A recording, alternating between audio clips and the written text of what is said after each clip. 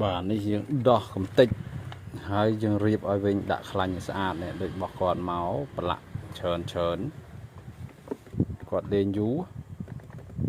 ឥឡូវយើងលាងស្អាតអស់ហើយយើងរៀបចូលឲ្យគាត់វិញបាទហើយណាមួយគាត់ដោះនេះគាត់ដោះអំយ៉ា ABS នេះគាត់ដោះហើយគាត់អត់ចេះរៀបបាទអញ្ចឹងបើបងប្អូនដោះឲ្យអត់ចេះរៀបអាចតាក់ទងមកបានបាទរៀបជូនបាទអាហ្នឹងយើងគិតទៅថាវាមិនពិបាកដែរប៉ុន្តែដល់ទៅដោះហើយអត់ចេះអាចនឹងពិបាកបាទនេះអំចា ABS របស់ Shimano បាទ Shimano Sina Shimano SX Shimano ពពួក Shimano តូចហ្នឹងគឺប្រើអំព្រិយា ABS នេះបាទចាំមើលខ្ញុំរៀបហើយខ្ញុំដាក់ឲ្យមើលទៀត